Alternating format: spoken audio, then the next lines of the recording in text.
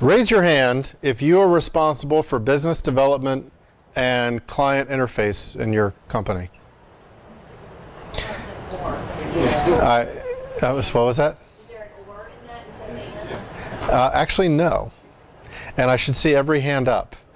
Because every time you do something that interfaces with the client in any way, you are essentially doing business development and client satisfaction.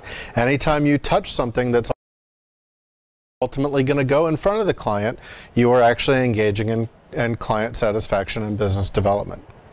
Because everything we do every day is a new chance to impress that client. Everything we do every day is an opportunity to better the relationship between us and our client and our companies and our client on every single project.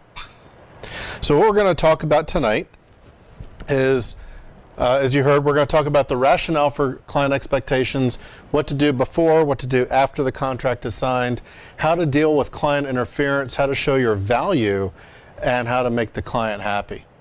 So the first thing you have to understand is the rationale for client expectations. And you've seen all those, you know, what you think, what your parents think, things. Well, this is what you think and what the owners think.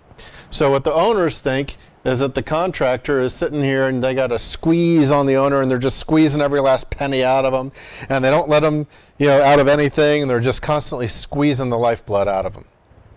And you know what? That's true.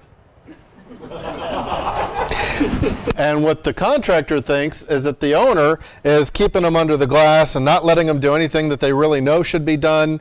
You know, there's so many different ways I could do this that are better, that are cheaper, but the owner just won't allow it, and the owner is just pressing us down and keeping us under their thumb and not letting us manage the job the way it should be managed. And you know what? That's true too. Because when you look at something, you have to realize there's always different viewpoints. And it's understanding those viewpoints, and it's understanding the opportunity to put yourself in someone else's viewpoint for a moment that's actually going to make you so much more successful in your project leadership roles. You heard earlier, I've actually been the general contractor, I've been the subcontractor, I've been the architect, engineer, project manager, and I've represented the owner. I have literally been on every side of the table. And one of the reasons I got those opportunities was because very quickly I learned how to speak different languages. I learned how to speak contractor. I learned how to speak architect. I learned how to speak engineer, and I learned how to speak owner. And I became very good at literally translating in meetings from one to the other. You know, the contractor was saying something and the owner wasn't getting it, and I would literally restate what had been said, but in a slightly different way, and the owner would go, "Oh, I get it now." The contractor's going, "Didn't I just say that?" And I'm like, "No, not really.